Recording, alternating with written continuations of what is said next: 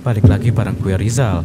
Kali ini cerita film akan menceritakan alur film berjudul Lara. Di sebuah pantai di Karyakal ditemukan jasad seorang wanita yang sudah sangat hancur. Sebagian badannya terurai, terbawa ombak hingga ke bibir pantai. Sebelum masuk ke ceritanya, Mimin sapa dulu nih warga yang hadir kemarin.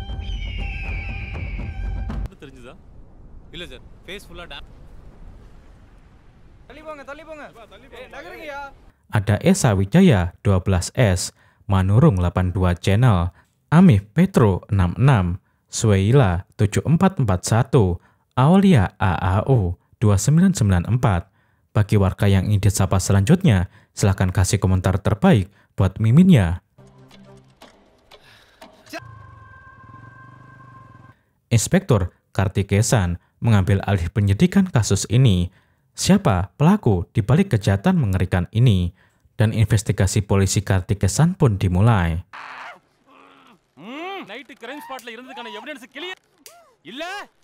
But if I lay down and I play dead and I stay dead, baby you'll get sick of being the monster out of my head, under my bed, think you're something out of my night. Film ini dimulai pada malam perayaan festival tahunan di sebuah desa, di mana semua warga di sana merayakannya. Namun di tempat lain terlihat seorang wanita yang berlari ketakutan karena dikejar oleh dua orang pria. Hingga akhirnya, masih di malam yang sama, terlihat sebuah mobil berhenti di sebuah jembatan. Lalu pengemudinya terlihat membuang mayat seseorang ke laut dari sana.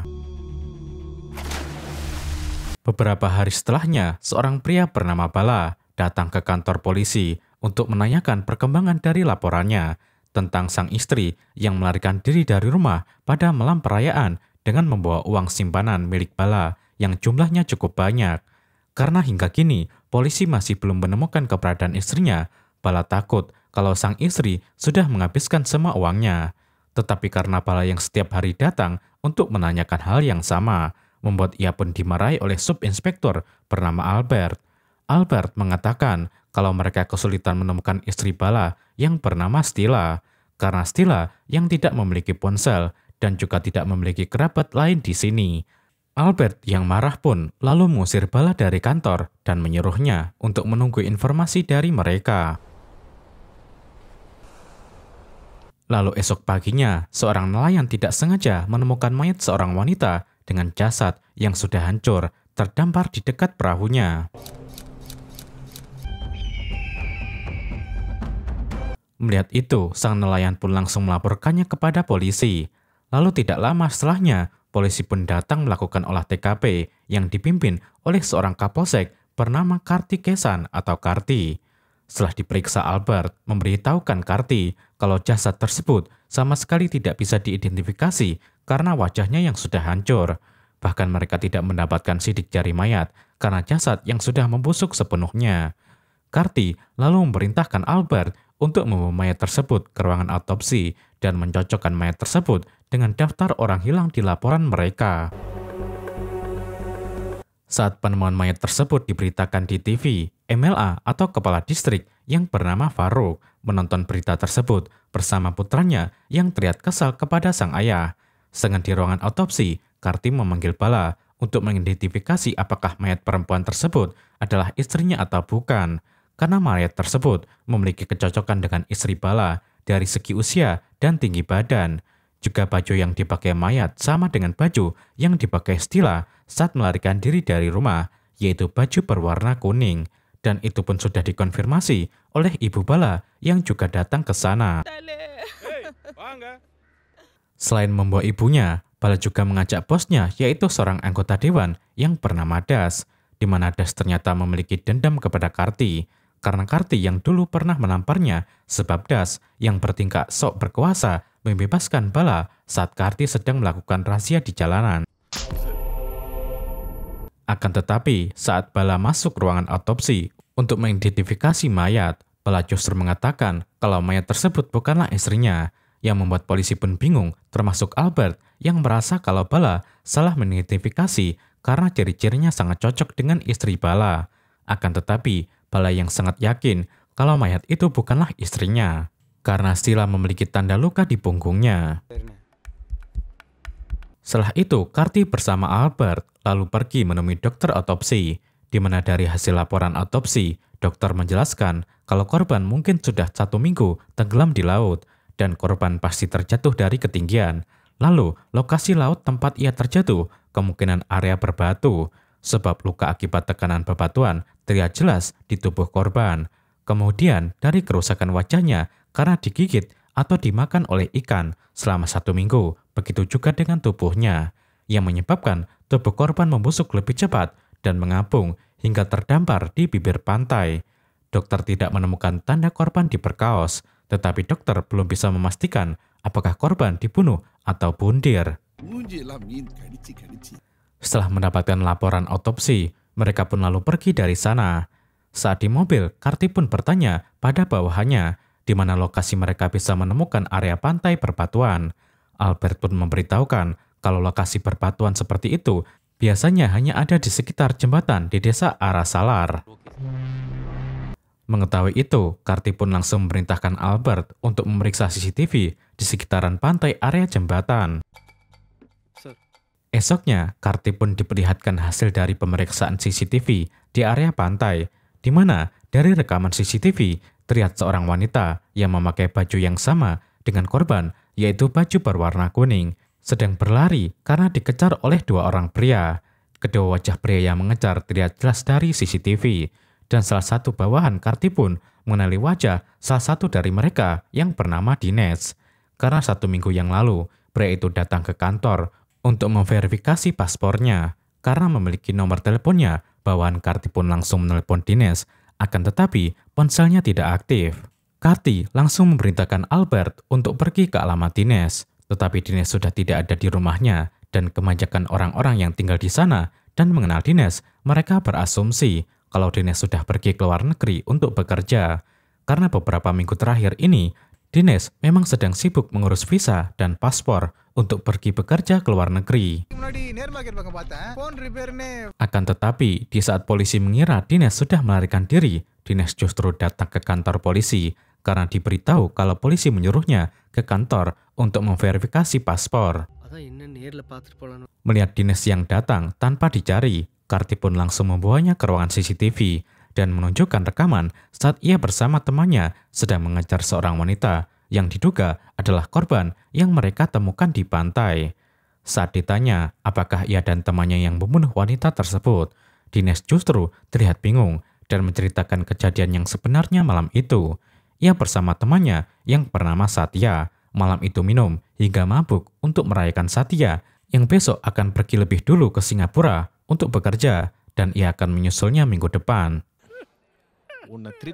Lalu saat mereka hendak pulang, mereka bertemu dengan seorang wanita penghibur bernama Jaya yang sedang menunggu pelanggan. Dinesh lalu turun dari motor dan menghampiri wanita tersebut. Setelah tawar-menawar harga, Jaya pun setuju dan mereka pun membawanya ke pantai. Tetapi saat di pantai, karena di sana Jaya dipaksa untuk mengisap ganjau oleh Dinesh dan Satya, Jaya yang tidak suka lalu melarikan diri dari mereka. Dinesh dan Satya tidak berani mengejar lebih jauh karena takut orang-orang akan melihat mereka. Karena itulah mereka memilih untuk pergi dari sana. Dinesh lalu menunjukkan foto temannya dan mengatakan kalau Satya sudah berangkat ke Singapura. Untuk memastikan cerita Dinesh, Karti bersama bawahannya dan Dinesh pergi ke tempat Jaya biasa mangkal. Di sana, mereka pun mendapatkan alamat Jaya dari teman-teman Jaya yang juga mangkal di sana. Mereka lalu pergi ke alamat Jaya, di mana ternyata Jaya masih hidup dan berada di rumah. Karti lalu menunjukkan rekaman video saat Jaya dikejar oleh Dinesh dan temannya malam itu, dan Jaya pun membenarkannya. Jaya pun memberitahukan alasan ia lari malam itu karena ia dipaksa mengisap kunjau yang bisa membuatnya mabuk. Karena melihat banyak bekas luka baru di tubuh Jaya, Karti pun menanyakan apa yang terjadi dengan luka-luka tersebut. Jaya memberitahukan kalau luka-luka ini disebabkan oleh pelanggannya 3 hari yang lalu, di mana pelanggan tersebut menyulut dadanya dengan rokok dan juga melakukan kekerasan yang lain saat berhubungan. Karti pun bertanya siapa pelanggan tersebut, dan Jaya pun memberitahukan kalau ia adalah sopir truk milik anggota dewan yang tidak lain adalah Bala.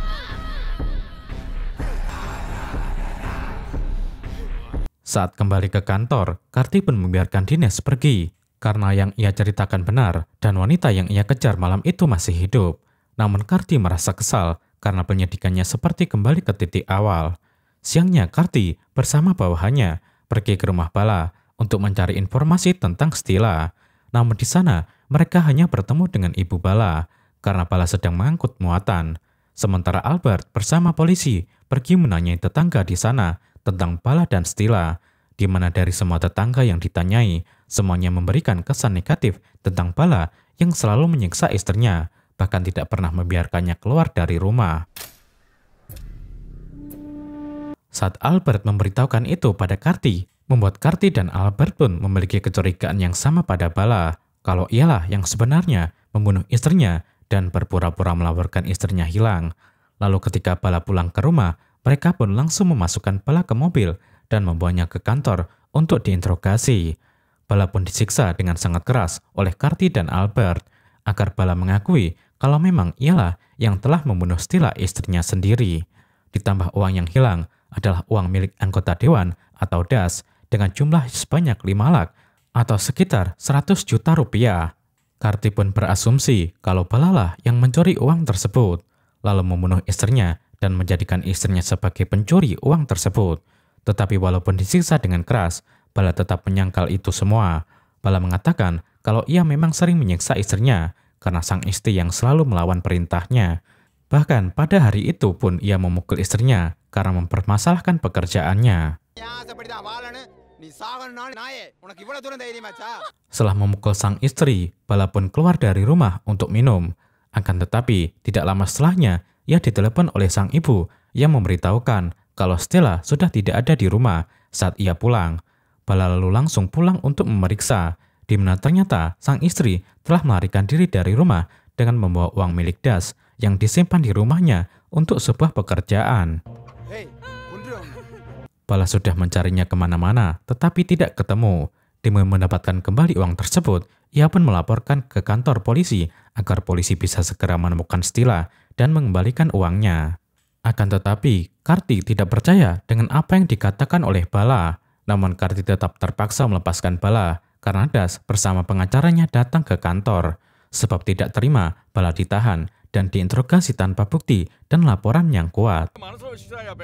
Saat Das membawa Bala keluar dari kantor, ia pun bertanya apakah Bala menceritakan semuanya malam itu, dan Bala mengatakan tidak. Sedangkan di tempat lain, terlihat Dinesh yang pergi ke sebuah gudang, dan ternyata di dalam gudang tersebut ada Satya yang sebenarnya belum pergi ke Singapura, dan di sana juga ada istri Bala, yaitu Stila bersama Dinesh dan Satya di gudang. Sementara Das yang kesal dengan yang dilakukan Karti, ia pun melaporkan itu pada Faruk, mengatakan kalau Karti sengaja ingin menjebak Bala dalam kasus yang sedang ia selidiki ini. Mendengar itu, Faruk pun mengatakan kalau ia akan memanggil Karti. Namun Faruk memperingatkannya agar jangan melakukan tindakan apapun karena pemilu di desa akan segera berlangsung. Esoknya, Karti pun pergi menemui Faruk, sedangkan Albert diperintahkan untuk mengawasi dan membuntuti Bala di mana Bala terlihat pergi ke suatu tempat. Faruk mengeluhkan apa yang dilakukan Karti pada Bala hanya karena Bala adalah anak buah Das yang memiliki perselisihan dengan Karti. Faruk pun mengatakan kalau pemilu akan segera berlangsung, ia tidak ingin kasus ini menjadi masalah dalam pemilihan nanti. Karena itulah ia memerintahkan Karti untuk segera menutup kasus ini. Dan karena Karti sangat yakin kalau korbannya adalah istri Bala, Karti pun diperintahkan untuk menutup kasus ini sebagai kasus bundir saja, agar tidak membuat kegaduhan menjelang pemilu. Ditambah, hingga kini Karti belum memiliki bukti ataupun petunjuk apapun tentang siapa pelakunya. Sedangkan Albert yang sedang mengawasi Bala justru dikejutkan karena melihat Satya, teman Dinesh yang diberitahu telah pergi ke Singapura, justru muncul di sana. Albert pun langsung menelpon Karti yang sedang bersama Faruk dan memberitahukan tentang apa yang ia lihat. Albert langsung mengejar Satya yang ingin pergi dari sana dengan motornya, hingga akhirnya Albert berhasil menangkap Satya yang terjatuh karena tertabrak motor lain di persimpangan. Satya langsung dibawa ke kantor dan dibawa ke ruangan interogasi.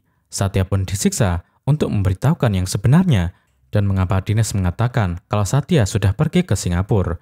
Dari pengakuan Satya, misteri ini pun akhirnya mulai terbuka. Satya lalu menceritakan kembali kejadian malam itu setelah Jaya melarikan diri dari mereka. Saat mereka kembali dari pantai, di tengah jalan, mereka melihat wanita yang menggunakan baju seperti Jaya. Karena mengira itu adalah Jaya, mereka pun menghampirinya. Akan tetapi, ternyata itu adalah wanita yang lain, dan wanita tersebut adalah Stella, istri Bala, yang terkejut dan takut saat melihat Dinesh menghampirinya. Mereka mengira jika Stella adalah wanita penghibur, tetapi karena Stella yang memukul saat Satya menariknya, membuat Satya pun menamparnya hingga membuat kepala Stella membentur tembok dan pingsan.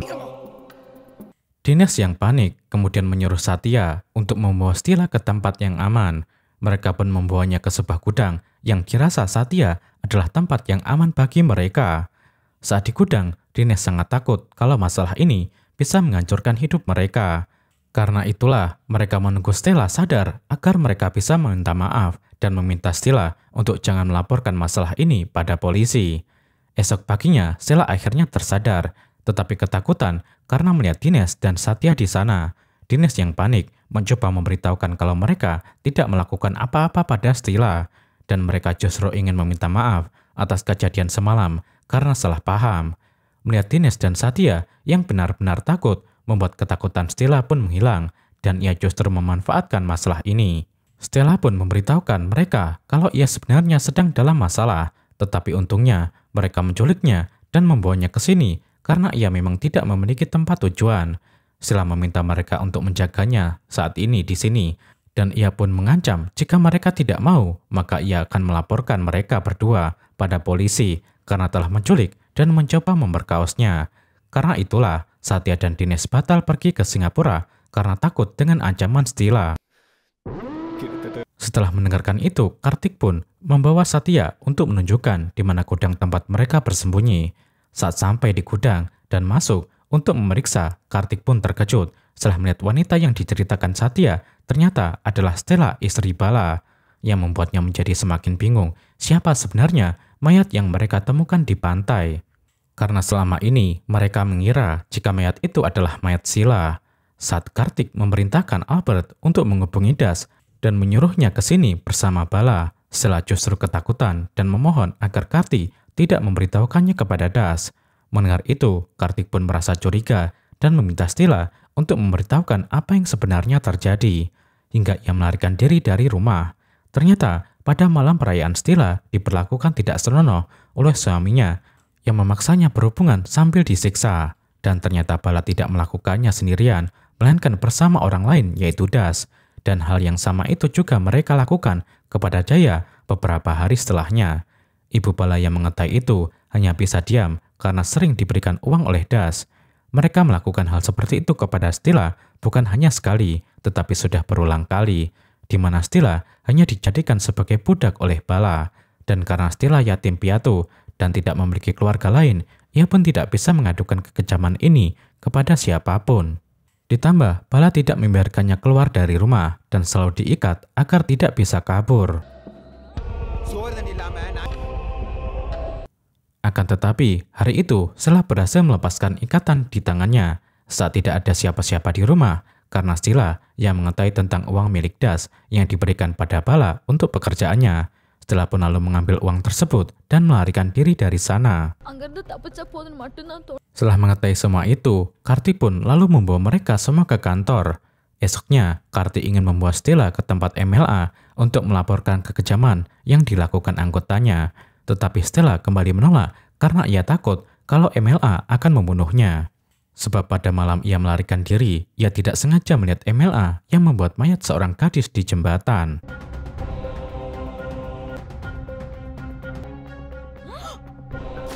Stella takut kalau malam itu MLA melihatnya, karena itulah ia tidak ingin pergi menemui MLA.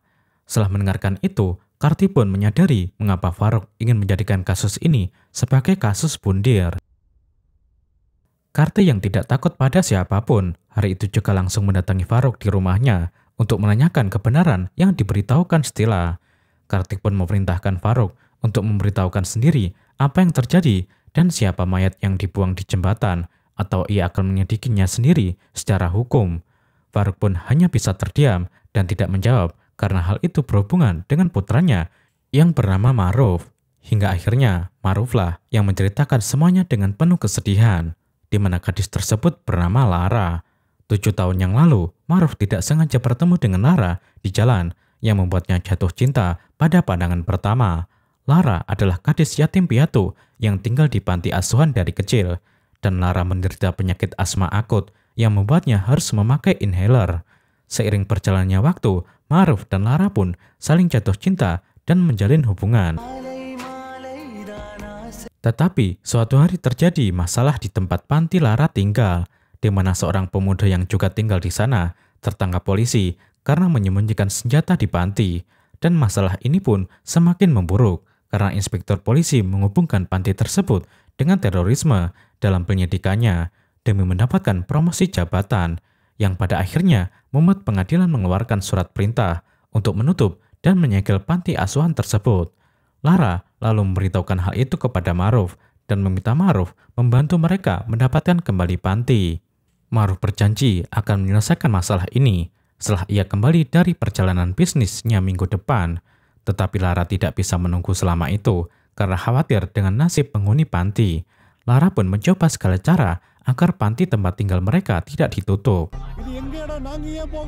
Bahkan dengan memblokir jalan agar petugas tidak menyegel panti asuhan mereka. Tetapi inspektur polisi bersama bawahannya justru memukuli dan mengintimidasi mereka, juga membubarkan paksa penghuni panti yang memblokir jalan. Hingga akhirnya panti itu pun berhasil ditutup dan disegel oleh pengadilan. Setelah kejadian itu dan setelah Maruf kembali dari perjalanan bisnisnya, Maruf tidak pernah bisa lagi menghubungi Lara ataupun bertemu dengannya karena Lara menghilang tanpa kabar. Maruf mengira jika Lara marah padanya, namun ternyata Lara melakukan itu demi untuk bisa membalaskan dendam kepada inspektur polisi yang telah membunuh beberapa orang panti pada malam itu secara brutal. Bersama kelompoknya, Lara merencanakan untuk membunuh inspektur, di mana saat inspektur sedang jogging, mereka pun menariknya ke dalam mobil dan membunuhnya, lalu mayatnya dibuang di pinggir jalan. Hingga beberapa tahun setelahnya, Maruf tidak sengaja bertemu kembali dengan Lara yang malam itu menggunakan baju berwarna kuning. Setelah mengetahui apa yang terjadi pada Lara selama ini, Maruf pun merasa sedih dan kasihan kepada Lara. Tetapi Maruf juga kesal mengapa dulu Lara tidak mau menunggunya pulang untuk menyelesaikan masalah panti. Maruf selama ini mencarinya, tetapi tidak ada hasil. Bahkan demi Lara, Maruf telah membangun sebuah panti asuhan baru dengan nama Lara. Dan ia pun membawa semua orang-orang yang dulu tinggal bersama Lara ke panti baru tersebut. Mengetahui itu, Lara pun merasa senang. Maruf lalu membawa Lara ke panti tersebut. Setelah tiba di panti, Lara pun bahagia karena dapat melihat kembali keluarganya dulu, walaupun mereka semua sudah tertidur. Tetapi Lara tidak ingin Maruf memberitahukan kedatangannya kepada siapapun. Lara lalu mengajak Maruf berbicara di tempat lain. Lara pun mengungkapkan penyesalannya karena pergi begitu saja dan meninggalkan Maruf hanya demi balas dendamnya. Maruf mengatakan kalau ia sudah melupakan semua itu, dan ia pun mengajak Lara untuk memulai kembali semuanya dari awal. Akan tetapi, asma Lara tiba-tiba kambuh yang membuatnya kesulitan bernafas. Sementara inhalernya tertinggal di mobil Maruf. Maruf pun lalu bergegas mengambil inhaler Lara di mobil. Akan tetapi, saat dipakai, ternyata obat inhaler tersebut sudah habis, yang membuat Maruf pun menjadi semakin panik. Ditambah, saat Maruf ingin membawanya ke rumah sakit, namun terlambat karena Lara sudah tidak bernafas. Melihat Lara yang sudah tidak bernafas, benar-benar membuat Maruf sedih dan hancur karena wanita yang ia cintai selama ini dan baru saja bertemu kembali, justru meninggal di hadapannya. Di tengah kebingungannya, Maruf pun lalu menghubungi ayahnya dan memberitahukan apa yang terjadi. Sang ayah yang terkejut langsung pergi ke panti menemuinya dan melihat Lara yang sudah tewas di sana. Sang ayah mencoba menenangkan putranya dengan mengatakan kalau Maruf tidak membunuhnya, tetapi Maruf justru ingin menyerahkan diri pada polisi karena merasa bersalah atas apa yang terjadi kepada Lara. Namun mendengar itu, Farouk pun marah sebab ia tidak ingin hidup putranya hancur karena masalah ini. Dan Farouk mengatakan kalau ia akan mengurus semua yang terjadi di sini. Karena tidak ada yang mengetahui kedatangan Lara dan saat Maruf sedang melamun, Farouk pun langsung mengangkat jasad Lara dan membawanya dengan mobil pergi dari sana. Farouk lalu membawa jasad Lara ke sebuah jembatan, kemudian ia pun membuang jasad Lara ke laut dari jembatan tersebut. Walaupun wajah Farouk terlihat sedih, tetapi ia harus melakukan itu demi putranya. Setelah menceritakan semua itu, Farouk pun meminta pada Karti untuk membantu mereka. Tetapi Karti menolak dan memilih untuk membawa Maruf ke kantor. Beberapa hari setelahnya, dari panti asuhan Maruf, Karti memohon kembali berita penangkapan Bala dan Das, di mana dalam berita tersebut dikatakan jika Das ditangkap karena melakukan pelecehan dan pemerkosaan kepada istri Bala. Laporan pun menunjukkan kalau Bala bersama Das bekerja sama membunuh Stila dan membuang jasadnya ke laut. Bala melakukan itu demi uang. Karti ternyata mengubah laporannya dan menjadikan Das dengan Bala sebagai pelaku pembunuhan wanita yang ditemukan di pantai atas apa yang sudah mereka lakukan kepada Stila dan juga Jaya. Dan Karti juga mengubah identitas mayat tersebut menjadi istri Bala atau Stila demi melindungi Stila dan melepaskan Maruf yang sebenarnya tidak bersalah. Di akhir film, Karti pun membawa Stila dan menitipkannya di panti Maruf agar Stila memiliki keluarga baru di sana. Karti mengatakan kepada Farouk kalau ia melakukan semua ini bukan karena ingin membantu Farouk, melainkan karena kasihan kepada Maruf dan Lara. Setelah itu, Karti pun melepaskan Dines dan Satya yang tidak sengaja terjebak dalam masalah ini. Akan tetapi, film ini sepertinya akan berlanjut di season selanjutnya. Karena di akhir film diperlihatkan jika Lara sebenarnya masih hidup karena kembali bernafas dan selamat pada malam itu. Dan film pun berakhir.